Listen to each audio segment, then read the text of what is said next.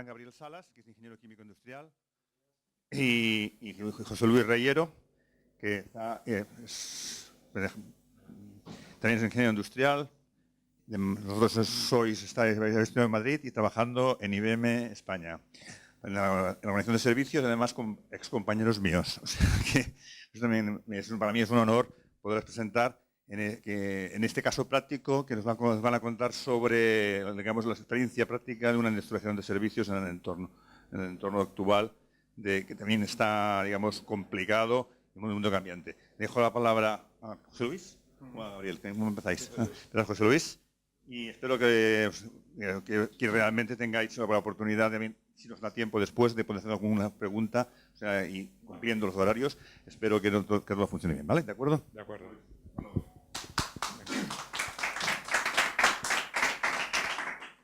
Bueno, buenos días. Como ha dicho Ricard, mi nombre es José Luis Reyero y nuestro objetivo, tanto de Gabriel como mío, es compartir con vosotros las conclusiones, los resultados, nuestra experiencia en tres proyectos que hemos hecho recientemente alrededor de cómo optimizar, cómo mejorar y cómo, en definitiva, cómo industrializar un servicio TI. Aclarar que cuando nos referimos al servicio TI nos estamos refiriendo pues, a un servicio de operación, un servicio de técnica de sistemas, de Unix, de Oracle. Son servicios básicamente de actividades a nivel muy técnico y de bajo nivel, ¿vale? ¿Cómo surgen estos proyectos? Nosotros trabajamos en el departamento de consultoría y entonces en un momento dado nuestros colegas que se dedican al negocio de outtasking pues se aproximan a nosotros y nos dicen, oye, mirad, estamos teniendo unas dificultades con nuestros servicios y nos pasan cosas como esta, como no hay entendimiento con mi cliente, yo pienso que esto no es de mi responsabilidad, el cliente piensa que sí es mío, el cliente piensa que no atendemos el servicio como deberíamos, yo como proveedor pienso que cada vez me piden más y no tengo recursos suficientes. O, por ejemplo, el cliente puede pensar, cuando tengo un problema de verdad, el proveedor no está ahí para atenderlo. En definitiva, como ilustramos en este slide, serían cuestiones de determinar o acordar qué forma parte del servicio y qué no forma parte, en qué términos hay que prestar este servicio, en qué horario, en qué lugar, si se está proporcionando con el nivel de calidad adecuado, si el volumen es el pactado en cuanto se firmó el contrato.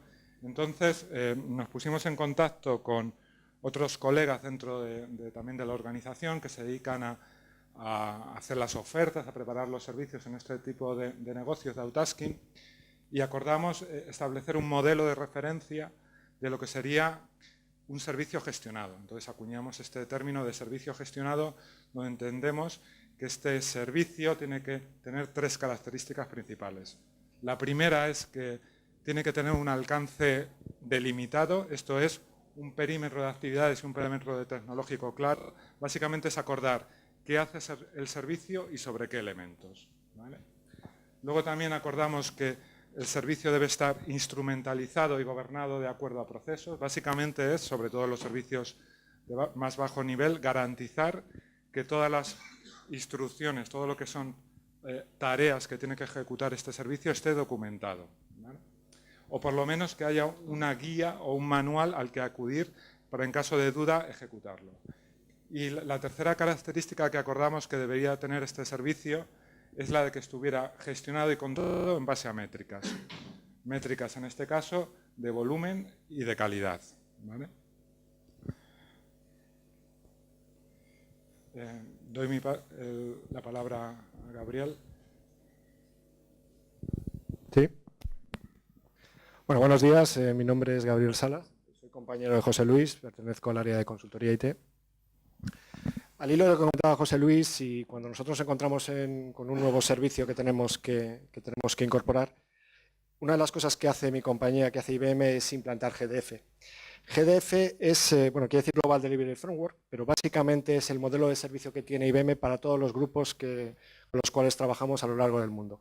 Eso nos permite que todos los grupos, sean donde sean, en qué país que estén y trabajando para el cliente que trabajen de una forma constante, empleando los mismos conceptos, ¿no?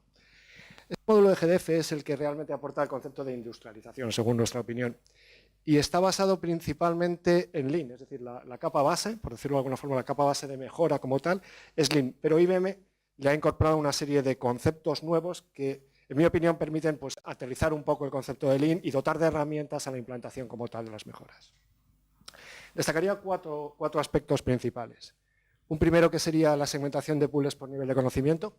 Es decir, sobre el pool de técnicos que tiene un determinado grupo y apoyándose en un catálogo de actividades que posee IBM, se establece pues, el concepto de especialista, de medio, de generalista, de tal forma que, como veremos a continuación, mediante el sistema avanzado de dispatching, sea la persona adecuada la que reciba una incidencia, es decir, la incidencia en función de su complejidad vaya a la persona concreta que debe ir, utilizando este catálogo. Eso se hace, como decía, con el sistema avanzado de dispatching como tal.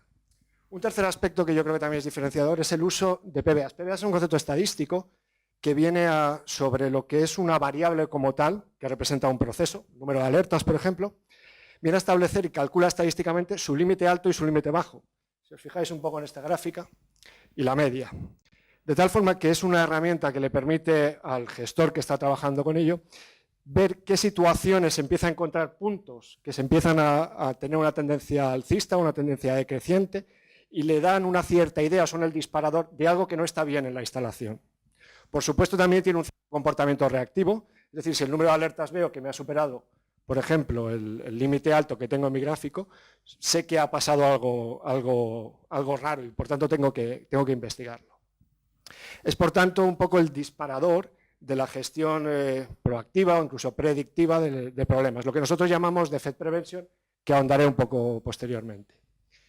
Y por último, y esto sí que ya viene el concepto fundamentalmente del área de Lean, aporta un sistema de gestión mejorado basado en que esa información de los PBAs, en cómo está la instalación en el día a día, se represente en unos visual board, la verdad es que se ven un poco oscuros, y sean la base con lo cual realizar las reuniones de seguimiento del servicio, la típica reunión de buenos días que tenemos todos o casi todos. Entre esa información y sea información que permite a través de los visual board pues, que los técnicos o las personas que están trabajando en cada grupo digamos tengan conocimiento, incluso me atrevería a decir que vivan un poco el servicio, que entiendan algunas de las decisiones de los coordinadores y los gestores. Profundizaremos en cada uno de estos puntos posteriormente, pero de momento vuelvo a dar la palabra a José Luis.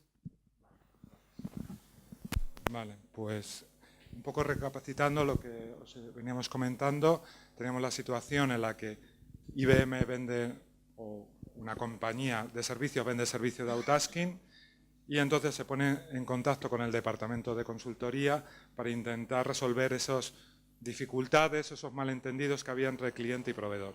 ¿Cuál fue la solución que acordamos? Pues establecer ese modelo de referencia que hemos dicho, modelo de servicio gestionado, y la aplicación de la metodología GDF, que no deja de ser una adaptación de Lean IT desde la perspectiva de IBM. Entonces, aparte, no queríamos que fuera todo un modelo teórico, entonces lo que buscamos también fue definir un modelo de proyecto. Es la aplicación de este modelo teórico a un proyecto. En este caso es un proyecto de los habituales, de externalización, en este caso puede ser una técnica de sistemas, en la que hay unas fases habituales de kick-off, planificación de la transición y luego ya el servicio continuado, primero activando los ANS y luego ya con los ANS válidos. Lo que está en rojo sería lo que constituiría este proyecto on top que proponemos añadir cuando se trata de una externalización o bien en un servicio ongoing, orientado a que, de alguna manera, a poner blanco sobre negro, que es esa elaboración de ese documento de gestión del servicio, en qué consiste el servicio, cuáles son sus límites, cuál es el perímetro de actividades, los elementos que entran dentro del servicio, definir un sistema de medición y reporte para poder gestionar y controlar el servicio con números objetivos, que no sea la percepción del usuario, sino que sea realmente lo que está sucediendo en el servicio, y luego finalmente optimizarlo mediante la aplicación de GDF. Pensar que GDF es Lean, es al final eliminación de basura, de tareas inútiles, etcétera. Entonces, haciendo esas actividades durante lo que llamaríamos la fase de transformación, luego pasaríamos a lo que entendemos o llamamos fase de medición, que básicamente es medir durante un tiempo razonable, 3-6 meses, y en base a esas mediciones estar en disposición de poder poner unos objetivos. ¿vale? En función de la variabilidad del indicador o lo estable que esté, pues ese periodo de medición se puede prolongar incluso más allá de 6 meses. En paralelo aprovecharíamos para poner en práctica todas las recomendaciones que hubiera en GDF, que básicamente las que ha enumerado Gabriel, pues la puesta en marcha de Visual Board, reuniones de buenos días, optimizaciones mediante pools de recursos, etc. Y luego, finalmente, estaría la fase de mejora continua, donde de alguna manera se quiere instaurar dentro del ongoing, del servicio regular, pues todas estas actividades para que formen parte del día a día. Es decir, que no cuando se marchen los consultores, pues nos olvidemos de todo y volvamos un poco a las viejas prácticas. De alguna manera, haciendo revisiones cada 3-6 meses, la idea es garantizar que aquello que se ha recomendado pues deja pozo dentro del servicio, ¿vale? Luego, entrando en detalle en cada uno de estos puntos, voy a ir muy rápido. Un documento de gestión del servicio no es nada más que un ejercicio en el que se pone blanco sobre negro qué es el servicio, hasta dónde llega, cuáles son los límites, y entonces pues al final se documentan temas, horarios y localización del servicio. Pues tener muy claro si el horario es para qué actividades es 24/7, para cuáles 8/5, para este tipo de detalles. Al final, cuando se hace este ejercicio, sobre todo entre el cliente y el proveedor, se puede empezar a llegar a un entendimiento de lo que es el servicio, porque siempre quedan esos límites oscuros donde no se sabe, se viene haciendo desde siempre así, pero no está en la propuesta o no está en el contrato. Al final, cuando se hace este tipo de ejercicio, que es un poco tedioso, ayuda a alcanzar ese acuerdo entre el cliente y el proveedor sobre lo que está dentro del servicio y lo que no está, ¿vale? Luego, cuando consigues este entendimiento, tienes el conocimiento suficiente para ponerte a pensar en cuáles serían los indicadores y cómo querrías representarlos, ¿vale? Aquí se muestra un ejemplo, por ejemplo, en un servicio de operación, donde estructuramos indicadores pues, para el batch, para la monitorización, para lo que son peticiones, ya sean planificadas o sean de las que se ejecutan de manera diaria o recurrente. Y luego también entran en lista indicadores más soft, como pueden ser de tipo, pues cuando llamo a las guardias, ¿lo hago bien o lo hago mal? ¿Qué porcentaje de mis procedimientos tengo documentados? Este tipo de cosas, al final hay que buscar el balance adecuado entre lo que son objetivos o indicadores duros, lo que ITIL llama indicadores duros, que pueden ser volumen de alertas del batch tratadas por operación, que operación ha hecho handle, o lo que son número, por ejemplo, número de errores que ha cometido operación y que han provocado una incidencia en el servicio, ¿vale? Luego también nuestra experiencia nos dice que es bueno ponerse de acuerdo en temas de estilo, de pues cómo se van a representar los indicadores, con gráficos de líneas durante 13 meses, códigos de colores. Acordar esto al principio te ayuda luego muchas discusiones un poco a veces absurdas sobre estilo de gráfico y demás, y además evita que tengas que rehacer los cuadros de mando muchas veces. Luego vendría ya la parte de implantación. Al final aquí la experiencia nos dice que es clave que nuestros administradores de herramientas, le hace Control M, Remedies, HP Service Center, OVOS, pues colaboren. Al final nosotros vamos a ir a hablar con estos administradores y les vamos a decir, necesito un log mensual de, por ejemplo, de alertas en las cuales operación ha hecho handle, o los tickets que han pasado por el buzón de operación durante el mes y necesito todos estos campos. Al final, realmente, y la experiencia nos está diciendo que sin una buena patrocinación, un poco de empuje de dirección, es muy difícil que un administrador, pues de manera activa, pues colabore con una iniciativa, sobre todo si nace de muy abajo, de operación, de técnica de sistemas, para que nos provea de esta información. Entonces, es fundamental conseguir ese apoyo de dirección para que trabajar con los administradores. Luego es bueno también hacer un seguimiento cercano. Hay mucho de prueba y error. Tú quieres medir un tiempo, el administrador te da 2 timestamps que no son exactamente. Entonces hay que ir revisando esos tiempos para poder hacer una medición objetiva. Y luego finalmente lo que hemos optado nosotros es por lo que es el cálculo a partir de los datos de los indicadores, implementarlos en Access, porque nos permite así, de una manera rápida y sencilla, consultar cuál es el método de cálculo. El Access al final es un lenguaje SQL bastante accesible que nos permite pues, modificar o ajustar el método de cálculo de indicadores y luego además lo archivamos en SharePoint. Bien es cierto que esto vale para una escala pequeña. Si nos metemos ya en escalas superiores, pues a lo mejor hay que meterse en temas como Business Objects o Cognos para montar todo este tinglado. Pero a pequeña escala, si queremos, como también un poco propugna ITIL, empezar pequeño y luego ir creciendo, pues puede ser una buena solución empezar con logs extraídos en Excel, procesarlos con un Access y luego archivarlo en un SharePoint o herramientas similares. ¿Vale? Luego, al final, a medida que esto ya lo vas poniendo en marcha, te puedes plantear cuestiones también como el informe de seguimiento, ¿no? El acordar con tu cliente un informe mensual, oficial, en el que, aparte de los indicadores, pues puedes poner temas más cualitativos, como puntos relevantes del mes, incidencias con impacto o algunas otras mejoras que has introducido en el servicio y que quieres reflejar en ese informe. Y luego al final, pues cuando ya vas teniendo una historia suficiente, pues te puedes plantear un cuadro de semáforo, un cuadro de mando a tipo semáforo con códigos de colores, donde ya estableces objetivos, valores de referencia, umbrales, y donde tienes que un poco jugar con cada indicador para ver cuál es el umbral adecuado, siempre también dentro de lo que esté acordado dentro del contrato, ¿vale? Fijaros que aquí un tema que se comentaba es, por ejemplo, que muchas veces se toman el valor histórico del indicador para establecer el objetivo.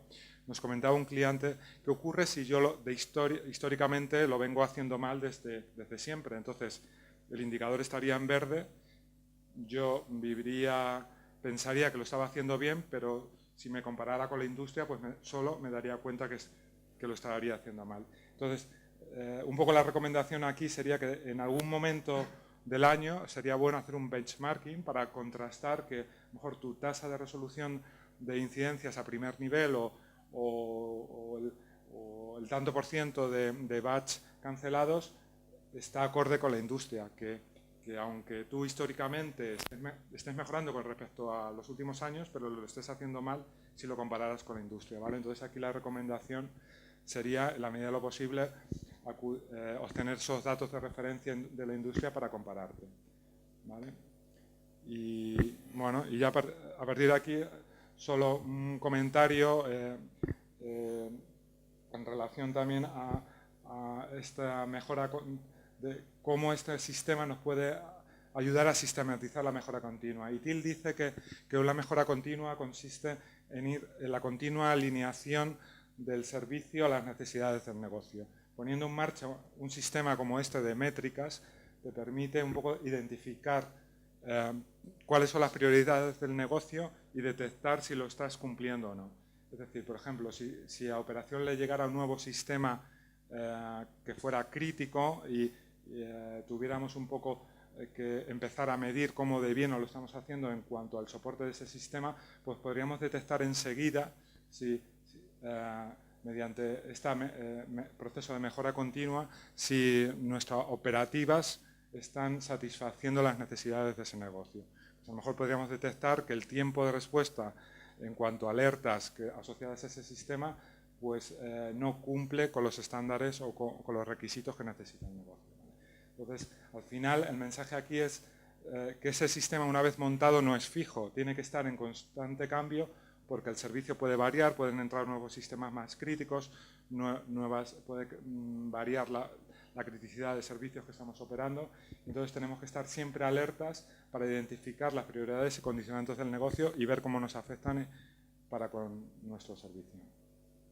¿Vale? Entonces, hasta aquí sería toda la parte relacionada con métricas y documentos de gestión del servicio, y luego continuaríamos optimizando el servicio mediante la aplicación de la metodología GDF que comenta Gabriel. Voy a ver si ahora se oye un poquito mejor. Voy a ir un poco rápido porque la verdad que vamos un poco mal de tiempo. Bueno, la instalación o el montaje de un proceso GDF fundamentalmente analiza 4 dimensiones. Una dimensión de organización, cómo están estructurados nuestros pools de técnicos que prestan el servicio, los procesos que ejecutan estos técnicos, incidencias, cambios, peticiones, etcétera, qué sistema de gestión está implementado y cómo se utiliza para hacer el seguimiento del servicio, y finalmente lo que nosotros llamamos técnicas, que viene a ser, profundizaré posteriormente, viene a ser un poco el grado de empleo del proceso de problemas, pero fundamentalmente desde el punto de vista proactivo predictivo, es decir, el grado de madurez que tiene la instalación o que tiene el grupo, que tiene el servicio en el área de problemas. Para implementar esto se suele hacer unas fases bastante clásicas, en primera etapa de diagnóstico, donde se hace un levantamiento de la situación actual, se detectan qué puntos de mejora o qué carencias hay, una fase de diseño donde se implementa, se hacen las modificaciones, se configura el nuevo modelo de trabajo, y finalmente una implantación donde se lleva a cabo. Si revisamos cada una de estas 4 dimensiones que os he dicho, y empezamos por el área de organización, lo primero que hacemos es un análisis del grado de actividad que tiene ese grupo, a 2 niveles. A un primer nivel de grandes números, es decir, el porcentaje de cancelados que tiene un área de operación, el número de parque que maneja un determinado DBA, es decir, grandes indicadores que comparamos con los datos que tenemos nosotros de referencia y nos da un cierto potencial de cómo se encuentra el grado de actividad de ese área. Y luego un segundo análisis más detallado. Aprovechando que luego en el área de procesos vamos a levantar los VSMs y vamos a necesitar sacar tiempos que utilizan los técnicos en función del tipo de trabajo que están haciendo, hacemos un análisis carga-capacidad, no es más que esto. Calculamos los minutos hombre que realiza ese grupo, un área de UNIS, operación, el que queráis, lo comparamos con los FTs que tiene ese grupo y vemos qué ahorros potenciales tenemos. Me gustaría llamar la atención de que no damos realmente un número de ahorros potenciales, damos una horquilla, porque no deja de ser un método que está susceptible a un determinado error. Entonces, no se debe tomar el número de ahorros potenciales como un número grabado en sangre, sino que tiene que ser una horquilla de esto a esto. La tercera actividad que hacemos en el área de operación es analizar el grado de aplicación de la segmentación de pools por conocimiento. Es decir, ¿tiene sentido segmentar a mis técnicos en especialistas, generalistas o medios? Evidentemente, si yo tengo un servicio que tiene 3 técnicos, no tiene mucho sentido. Pero si tengo un servicio que tiene 35 técnicos, a lo mejor sí tiene sentido. Esto va relacionado con el grado de implementación, como comentaba antes, de dispatcher. El dispatcher es un señor que recibe la cola de incidencias, mira en un catálogo de servicios la actividad que aparece en esa incidencia, mira a ver si tiene que dar a un especialista, a un generalista o a un medio, y a su vez, obviamente, mira a ver si tiene disponibilidad de esa persona. Es decir, es el repartidor de trabajo. Es un poco el concepto, y esto en cierta forma es el core de la industrialización. Hay un señor que va repartiendo el trabajo a la persona adecuada que tiene que recibir ese trabajo. Una vez hechos estos 2 análisis, se pueden plantear diversos escenarios. Hay un escenario último en el cual tiene sentido montar un dispatcher, tiene sentido segmentar a los grupos técnicos por su nivel de conocimiento, o un escenario más básico en el cual, aunque solo sea por el volumen de personas que tenemos en el grupo, no tiene mucho sentido. Hay escenarios medios en los cuales pues, a lo mejor se unen las tecnologías en un grupo de base de datos de DB2 y de Oracle para montar otro nuevo pool, depende. Hay que analizar de alguna forma más detallada cuál sería la modificación organizativa más adecuada. Respecto al punto de vista de procesos, bueno, lo primero que solemos hacer es algo que es más basado en Lean, es levantar los procesos, levantar un VSM de los procesos.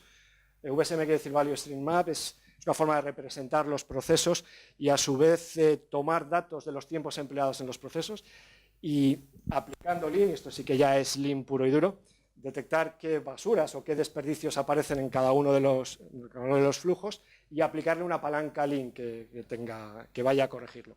De aquí suelen salir una gama bastante amplia, o no tan amplia, depende de qué estemos hablando, de oportunidades de mejora, de planes de acción. Donde en nuestro caso concreto, como somos un proveedor de servicios, debemos distinguir 2 casos. Un caso en el cual tenemos todas las posibilidades y todos los palos y palancas para hacer todos los cambios que queramos en nuestra organización, y otro caso en el cual vendemos este servicio a nuestros clientes. Entonces, suele haber 2 tipos de iniciativas. Iniciativas que pueden ser dentro del alcance IBM, es decir, yo soy capaz de implantarlas sin necesidad de una aprobación previa de mi cliente. Iniciativas que sí o sí necesito la colaboración del cliente para llevarla a cabo. Se dan estas 2 casuísticas. Las primeras son más fáciles y se pueden conseguir con mayor facilidad. La segunda, obviamente, necesito una mayor involucración del cliente y quizás no sean tan fáciles. Un punto importante para detectar qué cosas no están funcionando en el proceso y que muchas veces no se hace es preguntarle realmente al grupo técnico. Eso lo hacemos con una cosa que llamamos la encuesta de valor añadido y de no valor añadido. Realmente a un grupo técnico, por ejemplo un grupo de operación, un grupo de UNIS, el que queráis, listamos las actividades que hace ese grupo y le pasamos una encuesta a todos los técnicos preguntándole que valore en 3 grupos cada una de estas actividades. Actividad que el técnico entiende que un técnico de UNIS tiene que hacer, actividades que la hace, pero el técnico de Unix no tiene muy claro que realmente tenga que hacer esta actividad, y un tercer bloque que la hace porque no le queda más remedio, pero que entiende que no es parte de su trabajo. Esto nos da una foto. Bueno, una segunda vertiente que además se le pide es que lo cuantifique en horas. Le diga, bueno, para cada una de estas actividades ponle el número de horas por semana que gastas. Esto nos permite, primero, saber qué porcentaje de actividades desde el punto de vista del técnico no aportan mucho valor. Las está haciendo el técnico, pero a lo mejor ese grupo de Unix no debería hacerlos. Ya os pondré algún ejemplo para entenderlo. Y a su vez, el desglose de horas que se gastan en actividades que no son de valor añadido. Por ejemplo, es bastante clásico que el grupo de operación, que obviamente está un 24/7, muchas veces tiene que dar el acceso a los CPDs. Llega un técnico para hacer una intervención, ¿quién está 24/7 sí o sí? Pues el operador de turno. Entonces, tienen que gestionar ellos, si no todo, parte del proceso de acceso al CPD. El operador, cuando tú le preguntas, entiende que lo tiene que hacer porque le han dicho que lo tiene que hacer, pero entiende que eso no es parte de la operación. O, por ejemplo, llamadas al operador, pero que no tienen que ver con operación. Insisto, otra vez lo mismo, como en algunos entornos de operación son los únicos que están 24/7, pues muchas veces reciben llamadas de mensajeros que llegan y realmente le dan ese teléfono y llaman a operación, pero vuelve a ser el mismo caso. No son realmente actividades que debería hacer operación. Esto es lo que detectan estas encuestas de valor añadido. Bueno, por último se hace una comparativa con el catálogo de actividades que tiene IBM para verificar el grado de multidisciplinaridad que tengo de las personas. Es decir, si en diferentes áreas técnicas, fundamentalmente, las cosas se hacen de formas distintas. Es decir, si en el área de Oracle, en el área de DB2, por ejemplo, en un grupo de base de datos, los remedies van de una forma distinta, los tickets van de una forma distinta, los cambios tienen un proceso de gestión distinto, es decir, si hay actividades comunes o no. Esto me va a permitir saber hasta qué punto voy a poder conseguir un equipo multidisciplinar, que como sabéis es uno de los objetivos. Desde el punto de vista del sistema de gestión, lo primero que se verifica es el propio sistema de gestión, es decir, cuántas reuniones tenemos, qué objetivo, quién asiste a estas reuniones, qué frecuencia de tiempo es, etcétera, para detectar si realmente tienen sentido o no tienen sentido. Asociado con esto, se establecen una serie de indicadores, una serie de métricas que nos van a permitir medir la productividad de los pools mediante un análisis estadístico de PBA que he comentado previamente. Por resumir, el análisis PBA coge una métrica, por ejemplo, el número de cancelados que tiene un servicio de operación. Representa los valores diarios y establece estadísticamente el límite alto y el límite bajo. Todos los valores que estén entre el límite alto y el límite bajo, estadísticamente tienen sentido, son parte de la propia variación estadística de este proceso. Ahora, si yo empiezo a detectar que tengo valores que se me han ido fuera del límite alto o límite bajo, es que tengo un problema. Y si empiezo a detectar que empiezo a tener puntos que suben o puntos que bajan, es una tendencia positiva o negativa, puede que tenga un problema. Es decir, son disparadores que veremos que se utilizan bien en la parte de prevención, pero se utiliza para hacer un seguimiento del servicio, el seguimiento del día a día del servicio. A su vez, otro punto que se hace es el diseño de los visual board, que servirán de soporte para las reuniones de buenos días. Diariamente en nuestras reuniones de buenos días, esto también es un concepto un poco de Lean, la idea es que participen todos, que todo el mundo, digamos, viva el servicio, por decirlo de alguna forma. La forma en la cual todos nuestros técnicos vivan el servicio es que en el Visual Board tengan el estado real del servicio y a su vez participen en las reuniones de buenos días, de tal forma que sepan y entiendan por qué se les pide determinadas cosas o por qué no se les pide, etcétera, que sepan cómo está la instalación, que no lo sepa solo el coordinador y el service manager correspondiente. Bueno, el último punto, obviamente, es montar esta reunión de buenos días, quién debe participar, cuál es la agenda, qué información va a entrar, etc. Bien, y por último, el cuarto aspecto que vemos es lo que nosotros llamamos defect prevention, es prevención de errores en castellano. Básicamente es lo que os he estado comentando, es una especie de gestión de problemas. El funcionamiento es el siguiente. Un rol que aparece en nuestro método nuevo que se llama QA, Quality Analysis, es decir, el analista de calidad, diariamente tiene que sacar los datos de este PBA o de varios otros PBAs, depende. Normalmente suele trabajar con una batería más o menos densa. Y tiene que empezar a detectar como punto de entrada, aplicar una serie de conceptos más matemáticos. Es decir, mira a ver si se encuentra 5 puntos que tienen una pendiente positiva, 5 puntos que tienen una pendiente negativa, una acumulación de valores por encima o por debajo de la media, es decir, situaciones que desde el punto de vista estadístico demuestran que puede haber algo raro. Con eso saca una lista de situaciones que debe analizar. Sería esta primera lista. Habla con unos, habla con otros, habla con planificación, habla con los grupos técnicos, habla con técnica de sistemas y descarta aquellas situaciones que son perfectamente asumibles. Se queda con aquellas que no encuentra una un motivo, digamos, directo de cómo llegar a saber por qué ha sucedido. Y con eso lo que abre es un RCA, es decir, hace un análisis de causa-raíz. Nuestro método marca que tiene que ser utilizado el método de 5 whys, es decir, nos hacemos 5 veces la pregunta de por qué, ese es nuestro método.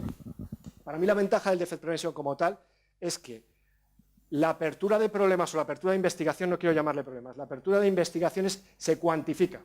Es decir, a esta persona, al QA, se le dice, si tienes más de 5 puntos, abre una investigación.